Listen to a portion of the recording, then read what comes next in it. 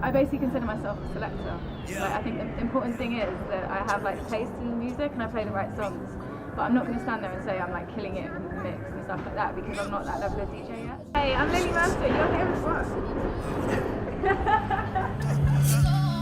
Sip on that, Look, was on my grind, it was my time. Alright, this is Bridget Kelly. Make sure you get your hands on a copy of GUAP, the world's first video magazine. I'm so excited to be a part of this. Thank you guys.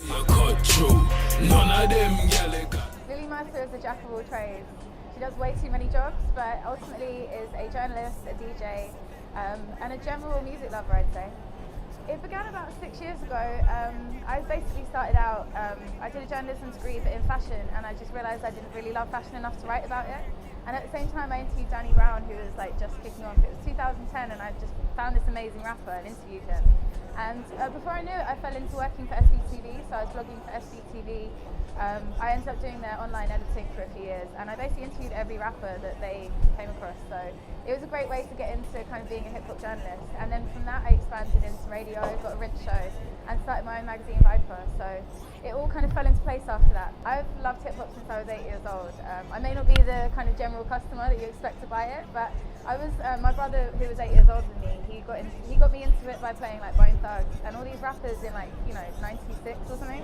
And then I just suddenly kind of, I guess I'm quite an obsessive person. When I like something, I obsess over it. So I collected every issue of The Source, and I just basically got into studying it as an actual art form. And I've always had respect for, like, I guess the music that's come from, you know, I love like music of black origin, I'd say. So hip-hop to me is just the most genuine art form, and I think it's like, it's very underrated as a form of poetry as well. But I just love it. I love everything about it, the fashion, the style, and obviously the beats as well. And now we out here getting rich. So you know a nigga gotta talk my shit. So falling into radio came in a really random way because I'd never ever wanted to get into radio. It's not something that I ever set out to do and thought that I would do as a career. Basically, I got a DM from a girl that worked at Rinse in the radio, well, in the record label, not the radio. And I think she was just on my blog a lot and thought the people I was kind of coming up with were actually really like, kind of like future stars. I was basically doing A&R stuff on my blog, and she thought it would translate well into like a radio show. And it's kind of funny because I never thought I would do it, and then 3 years later I'm still doing it. And like a lot of the people that I was playing, like Chance the Rapper, Vic Mensa, Tinashe, Caliucci eventually got signed by Rinse, but everyone else ended up on the main playlist. Like Tink, all these artists that like at the time I was playing them, no one knew who they were and they weren't actually that established. And then eventually Rinse had them on their main playlist every day. I think I have a really good ear for music, but it's like quite an underground ear. Like I'm quite surprised when it does translate across and turns into something commercial. But I think that I'm quite good at finding people quite early on in their career. And I search every name that I don't know. It's like if I see a name that I haven't seen before, and especially if you've got like a feature from someone that I already like, that's how I like find all these. So the beat story was kind of funny because I've been doing Rinse for about 2.5 years at that point, and I basically got it was actually in my junk email because it was an email address at apple.com. So my laptop just assumed that was junk because, you know, who's emailing me? Apple.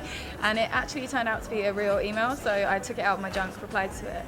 And I had this random feeling it was something to do with Viper, so I show up with like all my magazines, like, yeah, let's get this Apple money, like, are they gonna advertise? Go to the meeting, and I got on really well with the guy, and he's like a really big hip hop fan. He's like, he's been working out in LA, like, I think the majority of his career. So he got the rap scene, and he was really into what I was doing, and like, just appreciated the magazine. And he knew the Rinse show. He'd watched my interview with Chuck D, Public Enemy, and he was like, God, that interview, like, you had these things that I didn't know about him. And I think because he's like, you know, in his 40s, he was quite impressed by that. So he got in touch with me because of that. But I think it was 3 meetings we had before anyone said anything about radio. I showed up to the meeting, they grilled me about London, and they were just asking me these questions, and I was like, what is this? Like, what is this about? I thought we were having a meeting, and it was basically a job interview. So that happened in like December 2014. And then in March 2015, I get an email with a non-disclosure agreement. So I had to basically sign something before they told me about the radio thing. And from that, it was like, literally I had chills when they told me, because like, they explained what was going to happen, and they were like, yeah, like Elton John's going to have a show. And I was like, oh my God, this is the biggest thing in the world. Like, you know, one radio station that plays out across the world and has those kind of artists doing their own shows. So I had no idea like it would turn into this, and like that I'd still be, you know, like doing. I was able to do Rinse as well, which is really like impressive to me because I didn't think that I'd be able to do both. because the beat stuff is so different to Rinse. It's like, no, I don't choose the songs and I don't have like that kind of input, but I can suggest people, but it's kind of a challenge to talk about music that isn't what I'm like, you know, already listening to myself. There's a passion that comes through like music that I'm kind of like practicing on other things now. I've done amazing stuff in my career. Like people that, it sounds weird, but a lot of people kind of saw what I was doing and they were like, oh cool, she does that. And I think then there was a recognition that came with it. The kind of people like were like, wow, you do this, you're amazing, like you're doing our stuff. I was like, I was kind of always doing that, but it's basically put me onto a platform that people can see everything, and like it's given me a lot more recognition, and like people kind of understand that like my voice is a bit more, I don't know, it's basically got a big cosign behind it now. So I think there's a bit more trust in what I'm putting out there on like every level, whether it's the magazine or the Rinse show. Because I'm with Apple, people think that, you know, they can trust me a bit more. It's like a good way to eat hair. But it's a good way to kind of expand on just doing like the kind of the underground hip hop world. It's like giving me an access to a different world, and I appreciate that.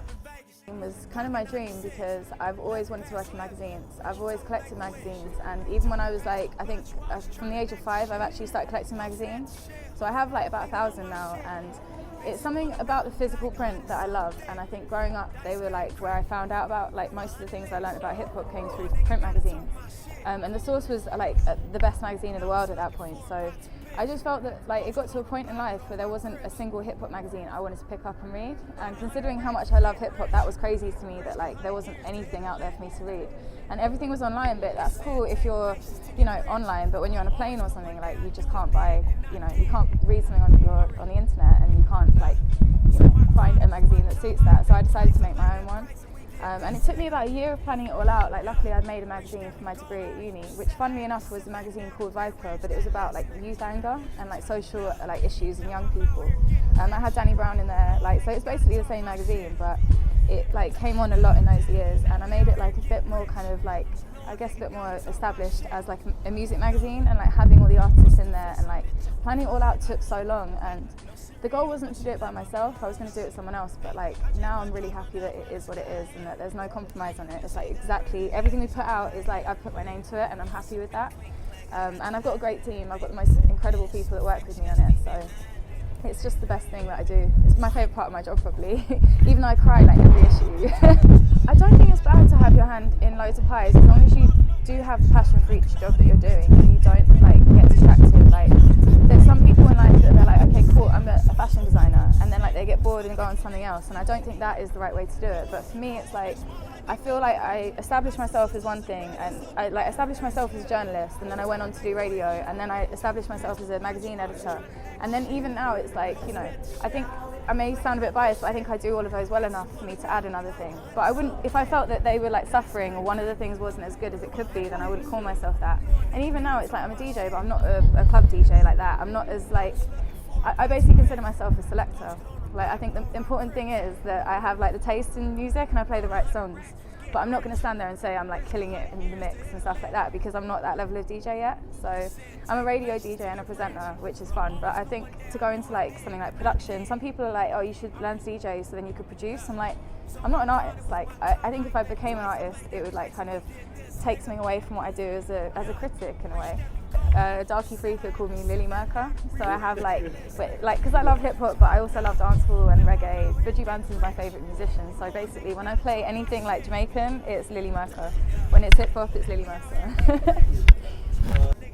It's funny because people always think that because I'm a female, I'm going to have a harder career in a weird way in hip hop, and yeah, it's like obviously one of the most misogynistic genres there is out there, but I don't look at that world, and I don't really like take it personally when like someone is going to have that like opinion of why is a girl doing this, because honestly I think I do a lot better than some of the men doing what I do. So it's not to me about gender so much as like just being good at what you do. Same with race, it's like in a really weird way I'm a white female, so no one's expecting me to do good, so it's almost meant that I can carry on and do the sickest stuff and people are like, oh wow, kind of good, like rather than it being a thing where there's an expectation that I would be good at my job.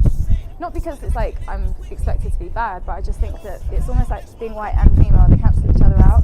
So no one's really that offended that I'm in the industry, because they're kind of like, what is she? Like, she's white, she's female, what does she know about hip hop? And then after a while they're like, oh no, she knows about some stuff. So I quite like it, and I've never felt it holds me back. And in a really weird way, one thing I found is that when you're talking to a male for 20 plus minutes, he'd rather look in the eyes of a female than a man. So I often find it works to my advantage, and I can go up to a guy, a rapper in a club, and be like, hey, I want to interview you. And I don't think they'd be as open to that if it was a man approaching them, or they'd be a bit like guarded. So I've always found being female works for me massively, and I've never felt it held me back. Risk 100 years to hit a lick. They said take patience to get rich, but I always knew one day I'd do it big, then I did. The most important things is to not watch what other people are doing, and it's one of the hardest ones. I remember like seeing someone kind of doing these interviews that I thought I should be doing, and I remember calling my mum, and she has this thing, it's like horses, blinkers on, and my mum turned around and quoted Jay-Z to me and said, remember when he said, I ain't looking at you fools, I'm looking past you. And I was like, Ma, you're so cute that you're quoting Jay-Z to me. Like, that's from Songcry. My mum's like quoting 15-year-old Jay-Z. But like, I think that it is really important that if you are doing something that you want to do, don't look at who's doing it already and be jealous, because that just holds you back. And it's like the focus that you're putting on what other people are doing takes away from time you could spend on your own craft. But it is really hard to do that. And I think it's like, don't be offended by comments that people say. If you are happy with what you're putting out, don't sit and read the comments, don't watch the comments. I used to do that on SBTV all the time. And there'd obviously be people that weren't aware of what I was doing or who I was, like, oh, who is this white girl talking about hip hop? And it's like, that's gonna piss me off, but if I didn't see it, I wouldn't care. So the other thing I'd say is, always look within your own scene. Don't try and like reach out to Beyonce and try and interview Beyonce, because for all you know, like, you know, the next Beyonce lives on your street, and like she could be someone that you're able to access really easily. And I think that the main reason is, like, one of the things is accessibility. Like, you're gonna like get turned down trying to get the bigger names. But I think the other thing is that for me personally, I built my career based on discovering talent. And so I've proven myself as someone that can spot talent rather than hype or excitement about something, you know? If I was to turn around now and be like, oh my God, Young Thug's sick or Future's sick, people are like, yeah, babe, we knew that. Like, if I'm going to turn around and say, like, the next guy that you've never heard of is sick, then people are a bit more, like, curious about that. So I think it's really important that people, like, source their own talent and also approach people early on, because, like, I feel that, like, so someone I interviewed, like Chance the Rapper, I interviewed him, like, 2-3 years ago. I can still interview Chance the Rapper. When he comes to town, I can see Chance the Rapper. It's like that. He might not be down to do an interview because he's quite strictly pressed, but it's like that person will always like still be there and respond to your emails, even though they're on the TV, on Kanye's album, on the cover of magazines. They remember that you were there early on, and as long as you kind of like respect their talent and you don't get offended when they're not like down to do an interview with you, like every time they're in town, the fact that you can still reach out to those people, it says a lot. And I think that that's one of the most important things, to kind of like trust your own like scouting, but also like stay true to that, and don't then be like, oh well, I only interview people that are on that level, you know? Stay on that kind of grind level of discovering shit. That's the funny thing, it's like people don't always think of those things. Everyone's like, oh, but I interviewed this person. It's like, yeah, but that person tomorrow could be like a superstar. There's lots of things that I want to do that are slightly outside of music. So I've been, you know, a music journalist for years, and I've been doing like what I think is quite true to my craft and everything. But like, I did start out in fashion, so that was like something that I originally studied, thinking I'd be a fashion journalist and writing for Vogue.